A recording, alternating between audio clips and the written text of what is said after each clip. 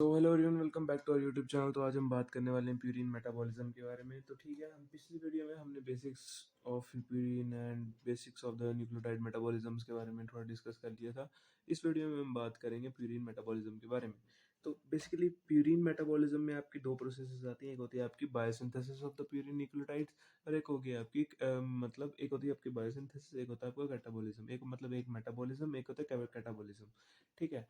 अब जो biosynthesis of the purine nucleotide में आपका सबसे पहले एक आपका ये प्यूरिन का स्ट्रक्चर बनाया हुआ है मैंने।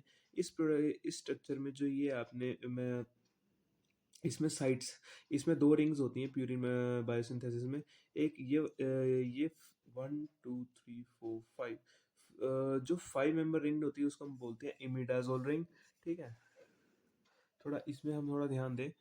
सेम स्ट्रक्चर मैंने यहाँ पे बनाया हुआ है। अब इसमें आपको क्या ध्यान देना है कि जो फर्स्ट जो आपकी एक तो आपकी होती है इमिडाजोल रिंग और एक आपकी नॉर्मल रिंग। ठीक है, 6 मेंबर रिंग, 1 2 3 4 5 6, और यहाँ पे 1 2 3 4 5। तो अभी से अगर हम काउंटिंग करें तो फर्स्ट नंबर यहाँ कर देंगे, second, third, fourth, fifth and sixth, और सेवन्थ, एट्थ एंड नाइन्थ। और जो फर्स्ट वाला कार्बन है वो आ रहा है आपका कार्बन डाइऑक्साइड से, मतलब यहाँ से CO2 से ऑप्टेन होगा। सिक्स्थ वाला। और जो फर्स्ट वाला आपका नाइट्रोजन होगा वो आपका एस्पार्टेट से आपको ऑप्टेन होगा। जो सेकंड वाला आपका कार्बन होगा वो आपको टेट्रा हाइड्रोफोलिएट से, ठीक है, THF, टेट्रा हाइड्रोफोलिएट से आपको ऑप्टेन होगा। जो आपका थर्ड और आपका नाइन्थ वाला नाइट्रोजन होगा वो आपका ग्लूटामीन से आएगा। ठीक है, और जो आपका फोर्थ, फिफ्थ एंड सेवन्थ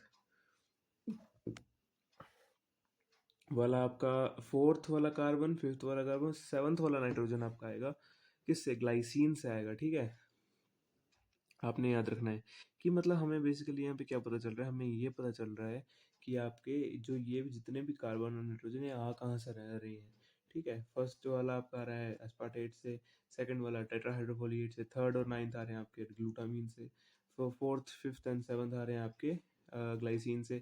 जो एट्थ वाला है वो भी आपका आ रहा है THF से, जो है आपका क्या है, टेट्राहाइड्रोफोलिएट। ठीक है, first number of the nitrogen will come from aspartate, second will come from the tetrahydrofolate. ठीक है, सेम चीज़ मैंने बनाई हुई है। ठीक है, सेम स्ट्रक्चर मैंने यहाँ पे बनाया हुआ है। अब थोड़ा हम पाथवे को समझने की कोशिश करते हैं कि जो मैंने आपको बोला कि सबसे पहले आपको क्या होता है कि सबसे पहले आपको आता है राइबोस 5 फोस्फेट।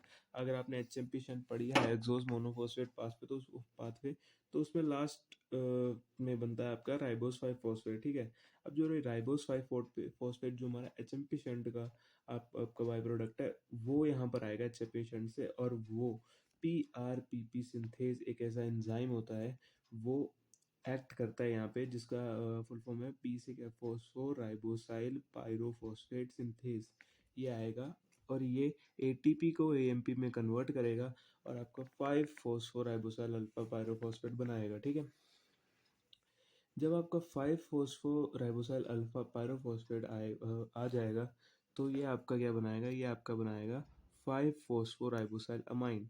अब ये जो 5 फोस्फोराइबोसाइल अल्फा पायरोफॉस्फेट है ये PRPP ग्लूटामाइन अमाइडो ट्रांसफरेज की प्रेजेंस में आपका 5 फोस्फोराइबोसाइल अमाइन बनाएगा। ठीक है, ठीक है, और इसमें ग्लूटामीन प्लस H2O जो होगा वो ग्लूटामेट में कन्वर्ट हो जाएगा और PPI मतलब पायरोफॉस्फेट के फॉर्म में बाहर निकल जाएगा। ठीक है, क्योंकि यहाँ पे हमने पायरोफॉस्फेट हमने बाहर निकाल दिया। ठीक है, ये यहाँ पे जो पायरोफॉस्फेट होगा ये हमने यहाँ पर बाहर निकाल दिया, और ग्लूटामीन था वो ग्लूटामेट की फॉर्म में बाहर निकल गया। ठीक है, अब ये पायरोफॉस्फेट यहाँ पे नहीं रहेगा। ठीक है, PRP की फुल फॉर्म को पता है ना, PRPP की फोस्फोराइबोसाइल पायरोफॉस्फेट। ठीक है, अब जो फोस्फोराइबोसाइल पायरोफॉस्फेट है इसने क्या किया, पायरोफॉस्फेट को बाहर निकाल दिया। ठीक है, अब यहाँ पर क्या होगा कि जो 5 फोस्फोराइबोसाइल अल्फा पायरोफॉस्फेट है वो 5 फोस्फोराइबोसाइल अमाइन बन चुका है। अब जो 5 फोस्फोराइबोसाइल अमाइन है वो सिंथेटेज की प्रेजेंस में जो भी जहाँ पर भी आपको सिंथेटेज दिखेगा ना वहाँ पर आपने बेसिकली क्या करना है, ATP को ADP में कन्वर्ट करना है। ठीक है, ठीक है, अब 5 फोस्फोराइबोसाइल अमाइन यहाँ पे पायरोफॉस्फेट हट चुका है तो ये कन्वर्ट होगा सिंथेटेज के प्रेजेंट में ग्लाइसिन अमाइड राइबोसाइल 5 फॉस्फेट, ठीक है। अब जो हमारा 5 फॉस्फोराइबोसाइल अमाइन है, ये जब सिंथेटेज की प्रेजेंस में ग्लाइसिन वाला ये बना रहा है, तो इसमें क्या होगा कि ग्लाइसिन, यहाँ पे ग्लाइसिन वाला आपका अमीनो एसिड जुड़ेगा, ठीक है। मतलब आपका सिंथेटेज की प्रेजेंस में तो एटीपी, एडीपी और एपी फॉस्फेट आपका निकल ही रहा है, तो यहाँ पर क्या होगा कि हम ग्लाइसिन यहाँ पे जुड़ के, यहाँ पे ग्लाइसिन यहाँ पर जुड़ जाएगा, ठीक है, इसके साथ। तो ये कुछ है, तो ये 5 फॉस्फोराइबोसाइल अमाइन है, ये ग्लाइसिनामाइड, ठीक है, ग्लाइसिनामाइड, क्योंकि ये अमाइन है यहाँ पे, इसी अमाइड में बदल जाएगा, तो ग्लाइसिनामाइड राइबोसाइल 5 फॉस्फेट, ये सेम रह जाएगा, ठीक है।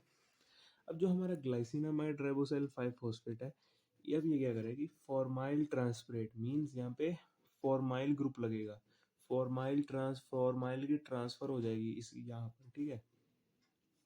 कुछ नहीं होगा, फॉर्माइल बस इसके आगे लग जाएगा, ठीक है, और बाकी सारा सेम।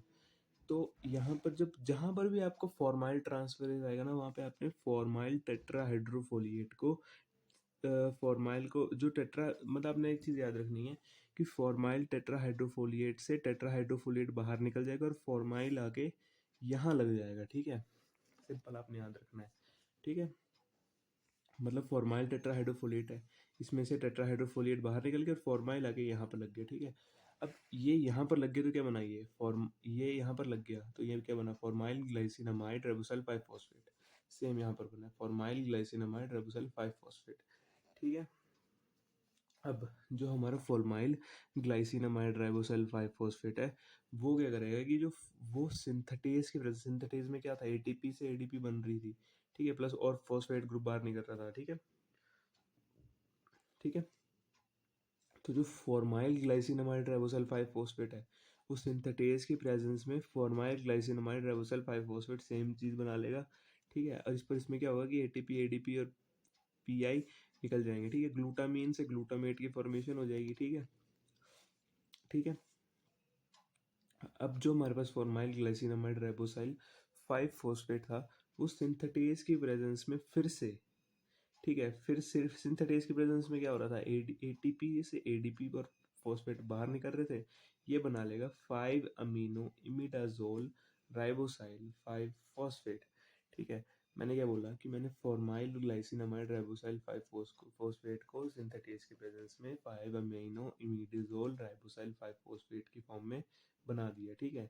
सिंथेटेज की वजह से एटीपी से एडीपी बाहर निकल गई। थोड़ा अगले स्टेप पे चल के देखें तो अब यहाँ पर जो हमारा 5 अमीडो इमिडाजोल राइबोसाइल 5 फॉस्फेट था, जो हमारा 5 अमीडो इमिडाजोल राइबोसाइल 5 फॉस्फेट था, वो हमारा कार्बोक्सिलेज एंजाइम की प्रेजेंस में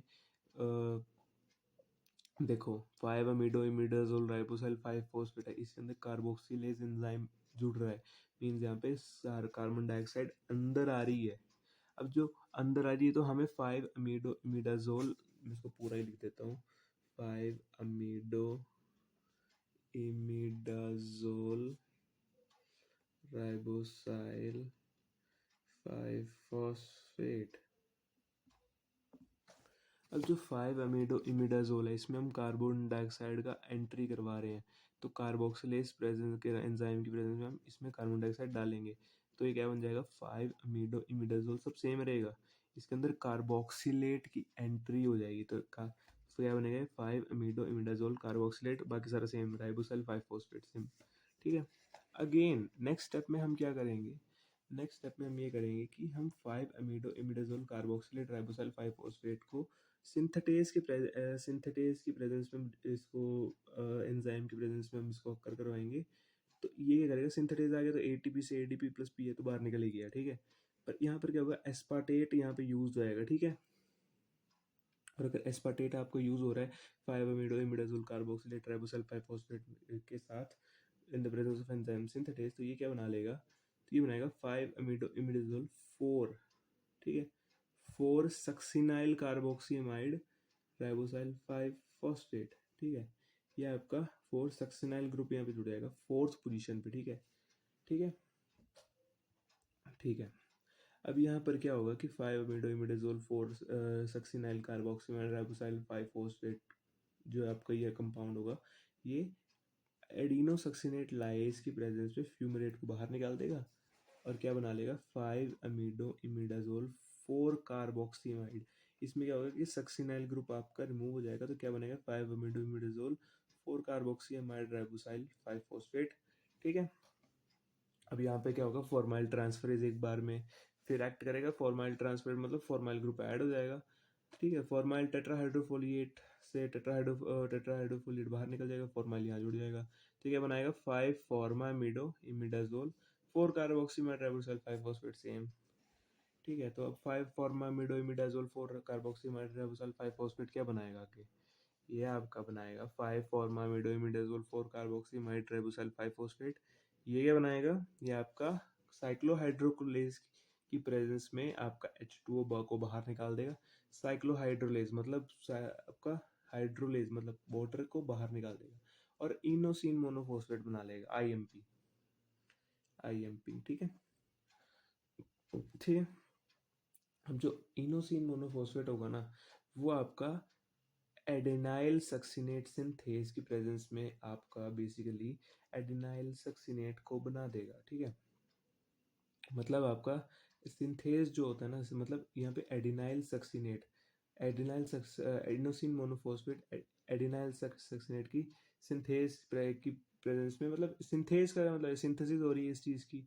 ठीक है, तो एडिनाइल सक्सिनेट सिंथेज की प्रेजेंस में एडिनाइल सक्सिनेट की सिंथेसिस करा लेगा और जो एडिनाइल सक्सिनेट होगा ना वो एएमपी बना देगा लास्ट में। जो एएमपी का आपको पता है एडिनोसिन मोनोफॉस्फेट। ठीक है, अब जो इनोसिन मोनोफॉस्फेट है ना, इनोसिन मोनोफॉस्फेट सेकेंडली और क्या बनाएगा, इनोसिन मोनोफॉस्फेट डीहाइड्रोजिनेस एंजाइम की प्रेजेंस में जिसमें Na D प्लस और NaDH प्लस H पॉजिटिव को बाहर निकल जाएगा। ठीक है, और जेंथोसिन मोनोफॉस्फेट बना लेगा। अब जो जेंथोसिन मोनोफॉस्फेट है ना ग्लूटामीन और ग्लूटामीन से ग्लूटामेट को बाहर निकाल देगा और लास्ट में जीएमपी बना लेगा। ठीक है, बट इस GMP is the guanosine monophosphate. इस वीडियो तक हम इतना ही रखते हैं, हमने बायोसिंथेसिस पढ़ ली है। अब नेक्स्ट वीडियो में हम इसका कैटाबॉलिज्म पढ़ेंगे। ठीक है, तो तब तक के लिए आज के लिए इतना रखते हैं, तो तब तक के लिए बाय बाय।